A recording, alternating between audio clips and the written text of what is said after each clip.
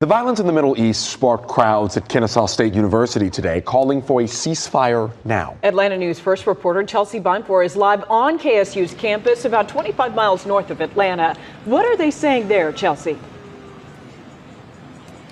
Well, Tracy, the campus of about 35,000 students is a melting pot. There are Iranian students, Palestinian students, and about 600 Jewish students. Today, their calls during the protests were clear for an end to violence for fear of a global war.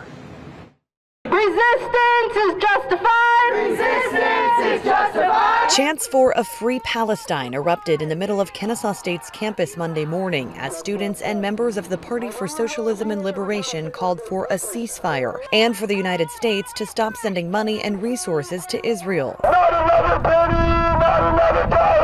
The protest comes after another attack in the Middle East over the weekend, this time Iran launching missiles into Israel in a retaliatory attack following an April 1st Israeli bombing of an Iranian consulate building in Syria. In fact, now there's the escalation in Iran, there is a chance of being dragged into a broader war, which is, I think, a thing that we can all agree that we do not want. These protesters are calling for peace in the Middle East and an end to mass casualties of innocent civilians in Gaza.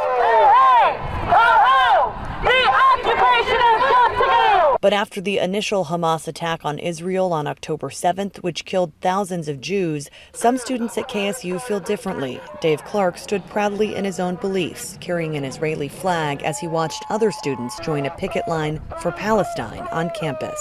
They want to scare us, but that's, part of the Jewish culture is to not be scared by people who want to destroy us. I'm not going to hide. I don't feel like that's what God wants. I don't think that's what my ancestors would have wanted. I don't think that's what we should do. And today marks 191 days since the beginning of the Israel-Hamas war. This was not the first protest on this campus and likely will not be the last. Reporting live from Kennesaw State, Chelsea Beinfor, Atlanta News First.